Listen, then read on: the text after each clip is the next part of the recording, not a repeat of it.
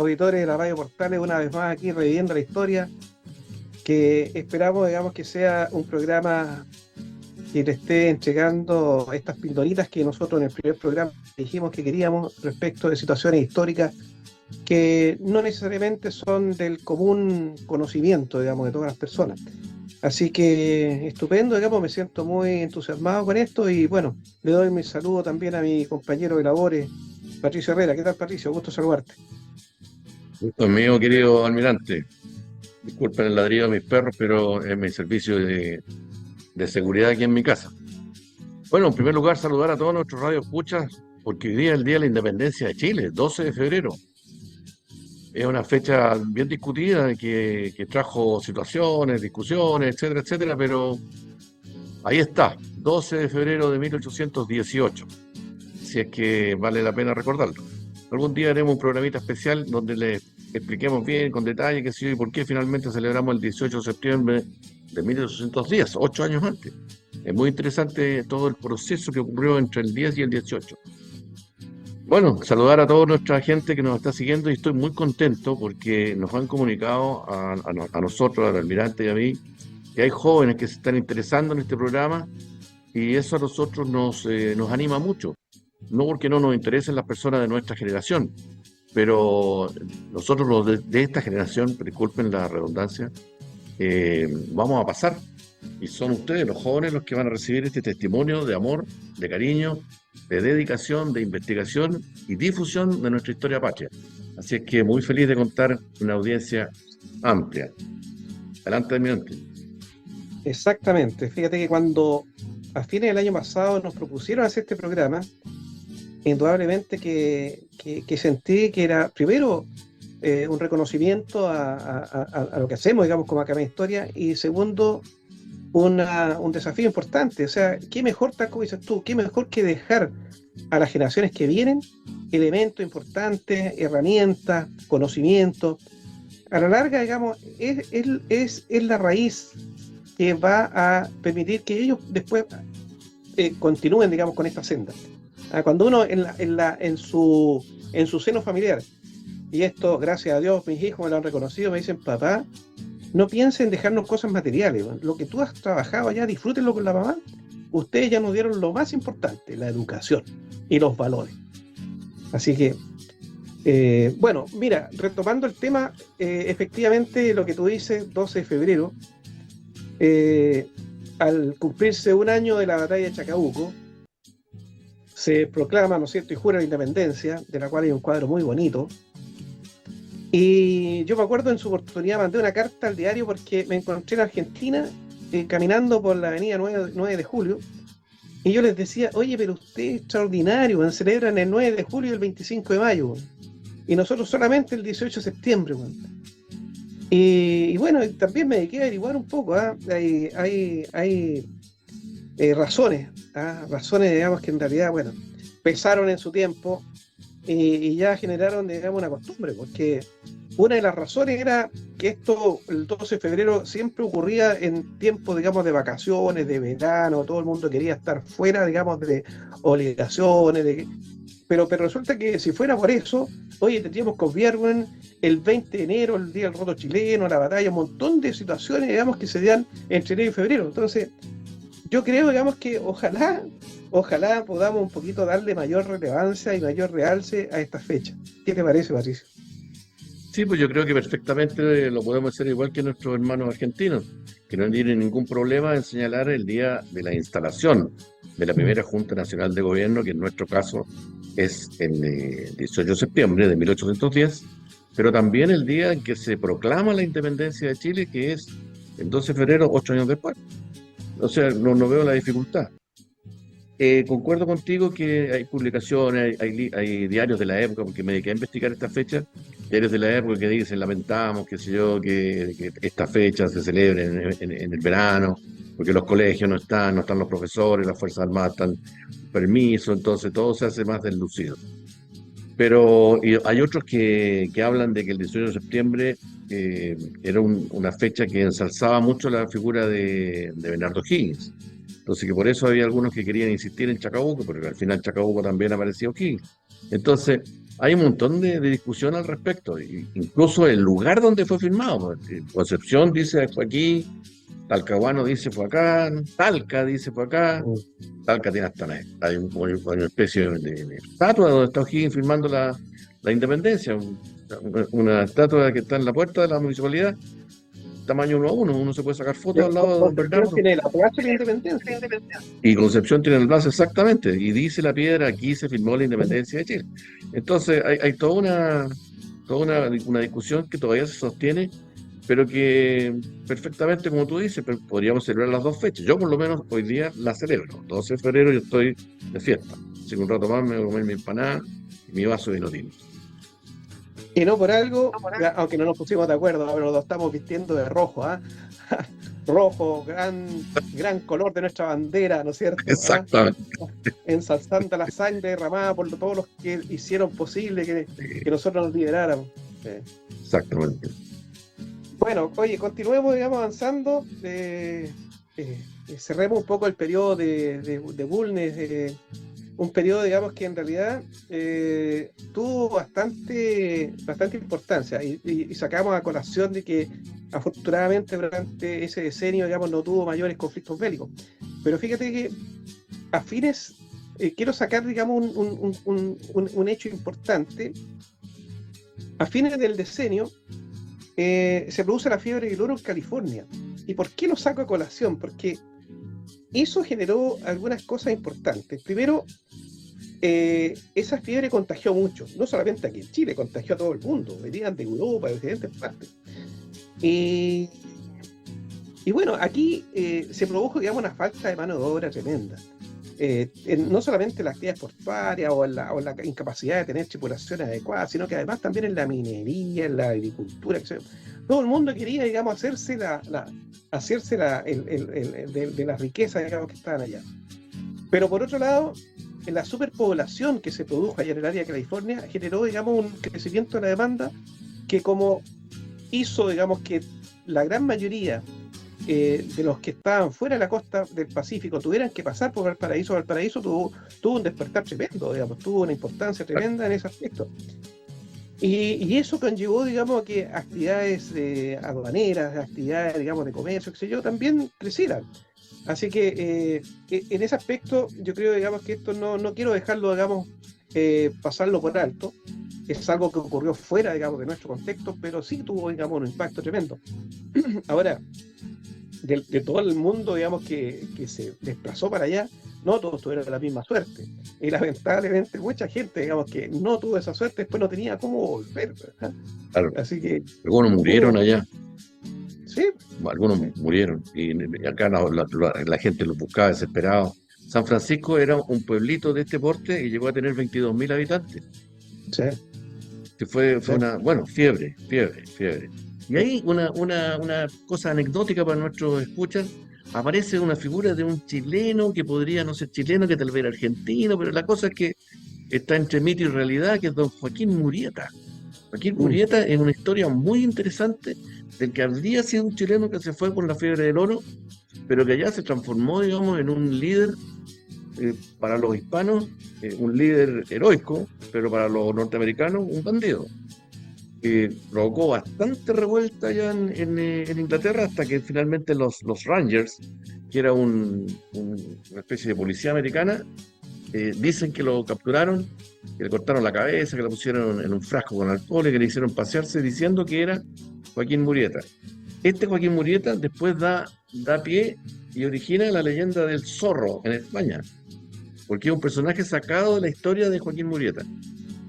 No puedo decirles que fue efectivo o no, porque los investigadores dicen que está en duda, por lo tanto está en duda. Pero es interesante saber que un compatriota nuestro apareció por allá haciendo justicia, según él. Y como muchas historias, la historia da para nacimiento de leyendas, de todas maneras. Claro. No, tenemos mucho.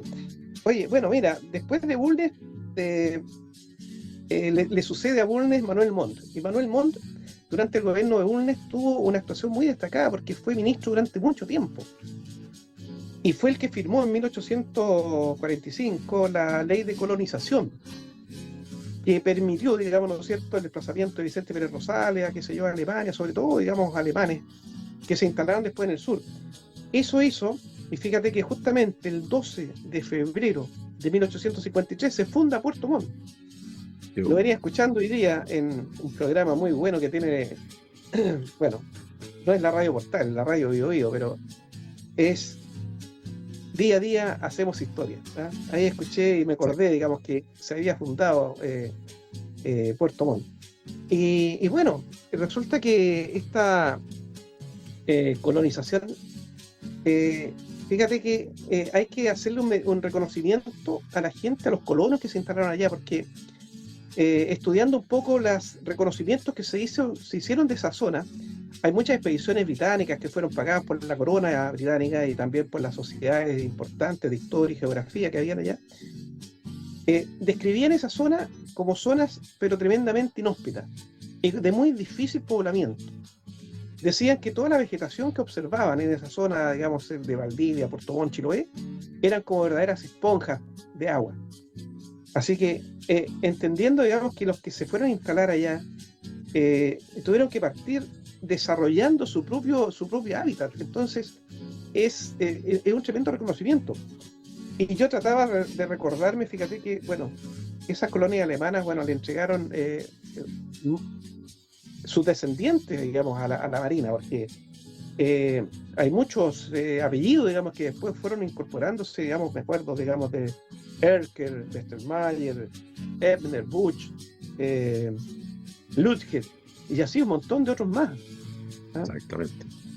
Así que, bueno, es importante, digamos, fíjate, en la parte de colonización que se plasmó en lo que fue, digamos, el gobierno de Manuel Montt, que contó, digamos, también con un personaje tremendamente importante y de mucha colaboración para él, que fue su ministro de Interior, que fue Antonio Vara. ¿Ah? Por supuesto. Así que así muchas como, veces se habla, sí, disculpa, muchas veces se habla del gobierno Montt Varas, ¿te has fijado? sí, Lo exactamente. llaman juntos, Montt Varas. Y la estatua que tiene, Montt está sentado y Varas está de pie al lado de él. Esa estatua dice mucho. Oye, cuando Exactamente. Montt salió electo presidente, la cosa no fue suave, provocó una reacción militar en el sur bastante fuerte. El general José María de la Cruz Bueno, se José María levantó, fue un contendor político justamente en la claro, elección y exacto, desconocieron la elección. exacto. Y de ahí, junto con Cambiaso, que era un teniente bastante revoltoso, levantaron, digamos, se insurrectaron desde el sur hacia la capital. Oye, y otra cosa interesante para nuestros escuchas, a los que les gusta leer, no sé si han leído una novela que es muy buena de Bles Gana, que se llama Martín Rivas. En esa novela aparece la Revolución del 51, justamente este periodo de Montt. Así es que si de pronto alguno de ustedes lee es muy romántica, es muy atractiva la novela. Bueno, en Te tiempos atrapa nuestros, de... acuérdate que era un libro de lectura obligatoria en el colegio. Exacto, porque la pluma de Bles Gana es extraordinaria, la capacidad descriptiva tremenda, y el valor histórico que tiene, porque nos ubica en un momento de la sociedad chilena con sus costumbres, algunas de ellas que persisten hasta el día de hoy, y también que nos hacen entender la política desde esa época. Así es que es un libro bien recomendable. Y ahí Sí. aparece justamente esta revolución, con la Sociedad de la Igualdad, que fue un grupo de liberales que empezaron a levantarse en contra de los conservadores. Porque al final de todo este conato revolucionario, donde gana el gobierno, pero cae la candidatura a la presidencia de Varas y se termina el periodo de conservadores. Entonces tuvo Sí. un efecto notable en la historia nuestra. No, y además que piensa tú que la elección fue en junio, el alzamiento fue en septiembre del 51. Manuel Bulnes ya había entregado el poder y Manuel Bulnes, dado su formación militar, toma el control del ejército para poder contrarrestar a los sublevados. Exactamente. Eso permite, digamos, finalmente que esto no crezca y los rebeldes, digamos, finalmente tienen que capitular. Ahora, en el aspecto naval, fíjate que los rebeldes se hacen de dos vapores, con los cuales comienzan a utilizar, digamos, las costas chilenas. El gobierno, digamos, decide comprar un vapor que se le pone el nombre Cazador, y junto con el resto de la pequeña flota, digamos, que existía, bueno, unido, digamos, a las acciones del ejército, logra, digamos, controlar. Finalmente el general de la Cruz dimite, a cambio, por supuesto, de una amnistía, que fue la que se aplicó posteriormente, pero, pero dejaba entrever lo que tú estás diciendo. Mira, esto de que viene de la disputa entre los conservadores y los liberales, viene ya de la época, como te decía yo, del periodo de la herejía, y que finalmente iba a triunfar, digamos, y cuando fue electo José Joaquín Pérez, ya se acabó el periodo de los decenios. Por lo tanto, viene, digamos, una transformación que además, fíjate, deja entrever otras cosas, deja entrever la disputa que había entre el centralismo de Santiago con la esperanza de mayor participación de las regiones. Y aquí casi siempre hubo una disputa tremenda entre lo que era Santiago y Concepción. Los caudillismos, digamos, que estaban en contra del gobierno eran propios de esa zona, de la zona del Biobío, de Concepción. Así que fíjate que el general José María de la Cruz no es una persona que todo el mundo conozca, digamos, y tuvo una participación importante, ¿sí? Bueno, y tal como dices tú, Cambiaso fue después de que se... A todo esto, la batalla final, digamos, todo este alzamiento fue la batalla de Loncomilla, sí, donde ganan las huestes las facciones, digamos, del gobierno. Se toma prisionero Cambiaso, digamos, se había mandado a la colonia penal de Punta Arenas, y allá produce un alzamiento donde le cuesta la vida al gobernador que tenía Chile allá, que era Benjamín Muñoz Gamero. Muñoz Gamero, claro. Pero fíjate que Cambiaso fue tan feroz, tan violento, tan agresivo, cometió tantas tropelías que finalmente su propia gente lo toma detenido y lo entregan en Valparaíso. Y finalmente es fusilado porque era un tipo excesivamente revoltoso. Bueno, pero te das cuenta a lo que puede llegar un fanatismo, porque realmente la persona, digamos, iba más allá, claro. Y eso se da, digamos, muchas veces en diferentes situaciones. Oye, a mí me gusta buscar un poquito las cosas simpáticas o atractivas. Fíjate que en Coquimbo, cuando se sublevan los revolucionarios, nombran intendente nada menos que a José Miguel Carrera, hijo. Hijo de José Miguel Carrera, sí. Lo nombran intendente. Fontecilla, sí. Exacto, Fontecilla, porque era casado. Claro, entonces son cosas que uno, la historia pasa de largo, porque tremenda figura José Miguel Carrera, verdugo. Obnubila esta pequeña intervención de su hijo como intendente, que además lo nombra intendente, se acaba la revolución y se acaba el intendente. Pero es interesante mostrarle a nuestros escuchas, mira cómo aparecen los hijos de pronto siguiendo la veta del padre, que sea en lo que es los destinos de la patria, porque el fondo es eso. Y otro personaje que estuvo a favor de los revolucionarios fue Benjamín Vicuña Maquena.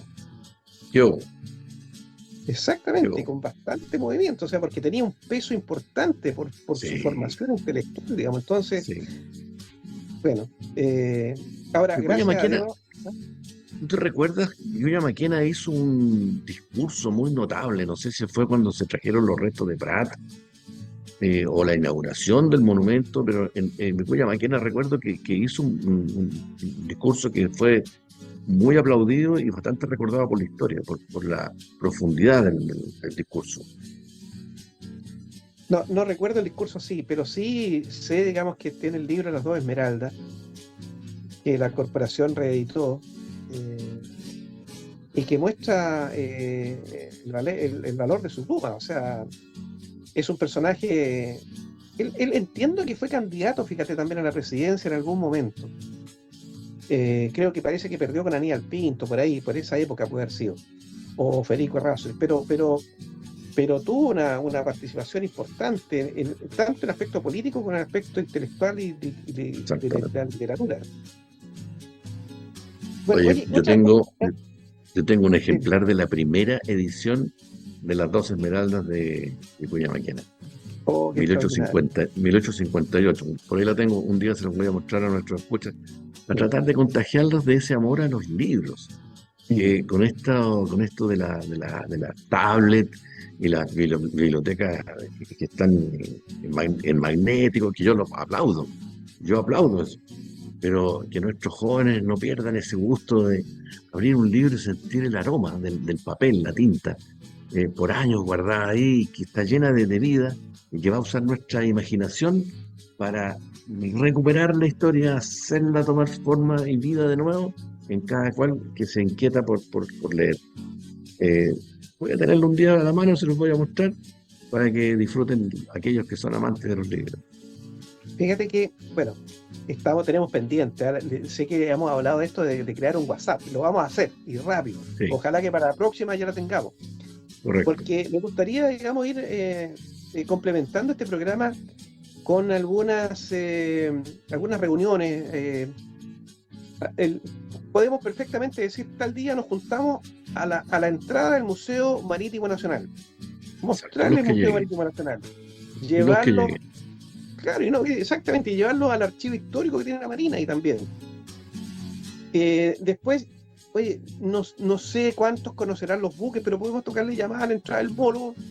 Exacto. Y con que se anoten, porque tenemos que llevarlo al registro, qué sé yo, y entregarlo a la Marina, pero con un control adecuado, oye, vamos y visitamos un buque, güey.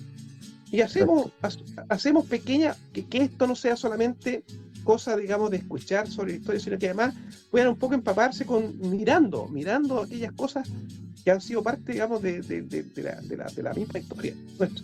Un día podemos hacer una visita a la Biblioteca Santiago Severín, que es una joyita. Sí, es una joyita.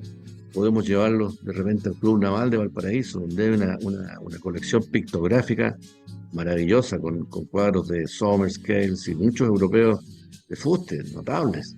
Entonces, irnos encantando con nuestra historia, con nuestro puerto, que es maravilloso, porque tiene una cantidad de historia impresionante.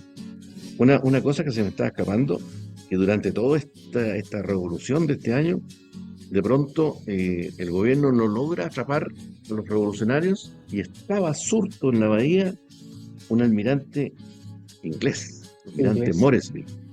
Y a través del ministro de Inglaterra en Chile, Sullivan, el gobierno chileno le pide al almirante inglés que capture al buque o a los buques de los revoltosos.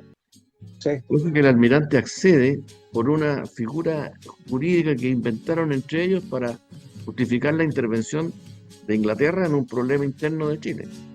Pero esto cayó muy mal. Hubo un rechazo potente porque se había entregado en el fondo de alguna manera como protectorado a la corona británica cuando lo único que se quería era ser independiente, y nuevamente mostrábamos como debilidad y pedíamos que la potencia fuera capaz de solucionar lo que nosotros no podíamos. Y en Inglaterra también fue muy reprobado. Sullivan fue sancionado, el almirante probablemente también. Entonces, tiempos habían cambiado.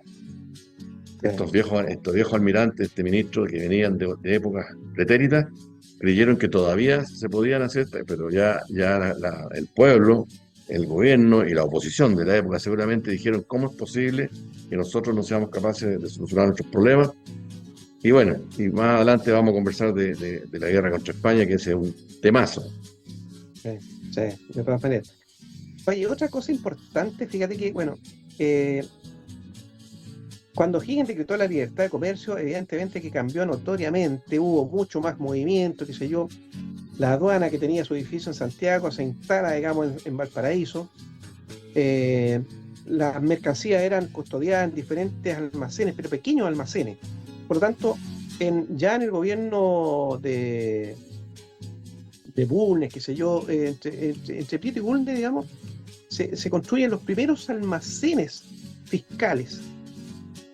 Y después que se construyen esos almacenes fiscales, se construye en 1855 el edificio de la aduana. Edificio que todavía está en pie, en la Plaza Wheelwright.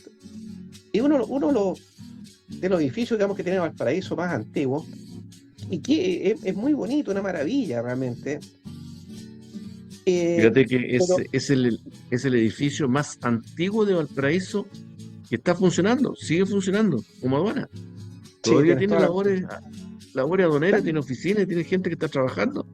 Y fue construido la casa, ¿cómo se llama? Fue construido, como tú dices, en 1855. Como dato interesante, la edificación más antigua que está en pie todavía en Valparaíso es la Casa de la Pólvora. Esa fue construida entre 1808 y 1810. ¿Qué les parece? Hay que ir a conocerla. Ahí tenemos otro paseo. Y para los que se interesen, tienes que, a mí me encanta, cuando estaba bueno, creo que todavía está, digamos, pero me gustaba ir a la feria de antigüedades de la calle de la Plaza Brasil. Y me Maravilloso. gustaba ir a ojear lo que tenían, digamos, evidentemente que no podía comprar todo porque la verdad que uno se llena de tantas cosas. Yo ya tengo Patricio conoce, digamos, la parte de abajo de mi casa, digamos, que tengo lleno de cosas. Bueno, pero uno podía ojear y me encontraba con un montón de fotografías de la época. Entonces, donde ahora está el edificio de la Guardia Jefe Armada, que antiguamente fue la Intendencia, ¿no es cierto?, del país, pero antiguamente ahí está ¿cómo se llama? El edificio de la Guardia, entre 1820 y tanto, ¿te fijas? Y donde está el monumento a los héroes de Iquique, ahí está el edificio de la Bolsa, que después se echó abajo justamente, digamos, para poder construir el monumento. Entonces, Y por ahí también hubo un monumento a Cochrane, tiempo. pero entre los dos, pues ahí está el monumento Cochrane, que es el mismo monumento que está en el pilar donde está ahora el monumento en la Avenida Brasil. Exactamente. Y debajo está la primera esmeralda que llegó a Chile. Y la primera esmeralda, del cual espero que este año pueda ya terminarse el Museo de Sitio, porque la Corporación Patrimonio Marítimo ya lleva años, digamos, tratando justamente con el Consejo de Monumentos Nacional y con otros organismos para poder levantar ese Museo de Sitio. Ese Museo de Sitio, todo esto existió, pero duró muy poco porque tenía una puerta levante, digamos, que se afectó, digamos, la pasaron a llevar y quedó su motor neumático, digamos, en el fondo tenía un sistema que fue afectado. Entonces, ahora lo que queremos es levantar, digamos, ese museo para que se tome una escalera, ¿no es cierto?, y se haga un recorrido de tal manera de poder observar los restos que están justamente de la primera esmeralda, la esmeralda que capturó Lord Cochrane. Exactamente. Después pasó Oye, a parte de Valdivia. Jorge, tú acabas de nombrar al Consejo de Monumentos Nacionales. Yo me quiero aprovechar de los micrófonos de la Primera de Chile para recordarle al Consejo de Monumentos Nacionales que tienen pendiente ordenar el traslado de la estatua del general Baquedano en su lugar, porque ya dicen que los trabajos están todos terminados y el general Baquedano con el soldado desconocido deben volver a su sitio donde nunca debieron ser sacados. Así que le recuerdo eso a los señores del Consejo de Monumentos. Sí, de todas maneras, me sumo a esas palabras porque en realidad no sé qué estamos esperando, de verdad. O sea, va a ser una hermosa ceremonia, ¿eh? Va a ser una hermosa ceremonia, no me cabe ninguna duda. Espero que asistamos muchísimo. A mí me llegó en su oportunidad un WhatsApp ese monumento. Además,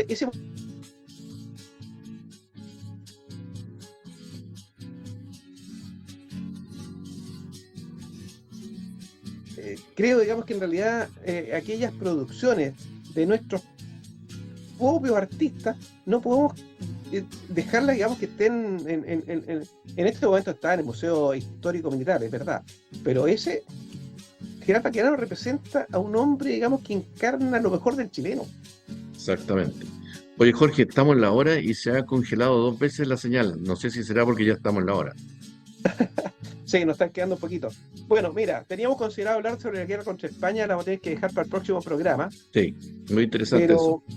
Interesante porque tenemos que hablar bastante. La guerra contra España, hay que reconocer que hay una expedición científica que partió antes, que sobre texto de eso, la verdad que hubo un reconocimiento a toda la situación que está en las colonias, digamos, que España tenía en mente poder capturar nuevamente. Pero yo lo único que quiero decir antes que se termine el programa, ahí te das cuenta, digamos, imagínate que como 50 años después viene, digamos, el afán de reconquistar. O sea, eso quiere decir, digamos, que tú nunca estás completamente seguro de lo que tienes y por algo tienes que tener una fuerza necesaria para defenderlo. Exactamente. Es una buena manera de entender por qué es necesario tener fuerzas armadas. Lógico. Tal como lo dijimos en tu oportunidad, es el mejor seguro que puede tener un país. Exactamente. Y la mejor manera de disuadir es, tal como dice el lema, si quieres la paz, prepárate para la guerra. Todo. Así que con esta sentencia nos despedimos por hoy día. Muchas gracias por la atención. Nos vemos la próxima semana. Así que muchas gracias. Hasta luego, amigos. Chao, chao. Chao, chao.